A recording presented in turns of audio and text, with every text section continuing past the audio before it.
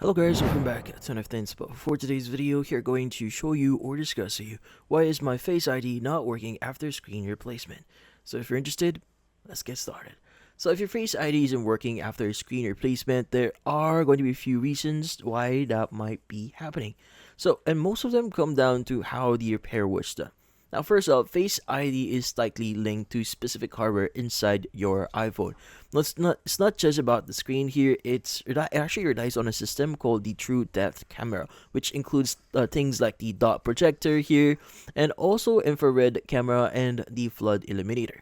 Now, these parts are uniquely paired with your phone's logic board, so they can't be swapped or replaced randomly.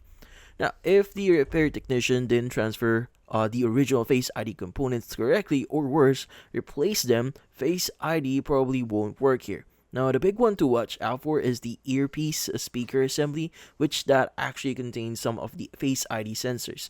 So if you're noticing issues, it's definitely worth confirming that the original components were used and not replaced or left out. Now, even if the original parts were used, there's still the possibility that something got damaged or misaligned during screen replacement. These parts are really fragile, and the dot projector or the infrared camera, for example, can stop working. And they've even slightly off center. That's why it's best to have a qualified technician inspect everything if Face ID stops working after repair. Now, another thing I need to consider here is the screen itself.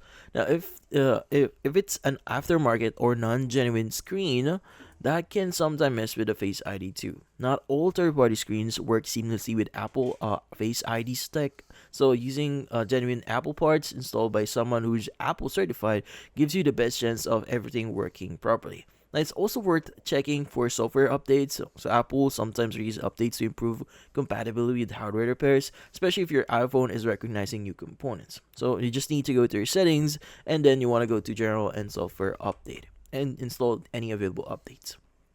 And yeah, so if you haven't already, you could try resetting your Face ID. So sometimes after repair, it just needs to set up again from scratch. So you can do that by going to your settings and Face ID and passcode, and then entering your passcode and tapping reset Face ID. Just follow the on-screen steps in order for you to reset it.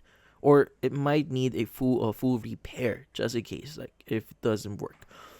So yeah, so honestly, if none of this actually work for you, it's best to contact Apple support and basically get support directly from them, because sometimes if you're not using genuine parts, or just generally speaking you've done a repair with someone who's not qualified to repair an iPhone, well, in this case you obviously will have a lot of problems with your device. But in this case, that's about it.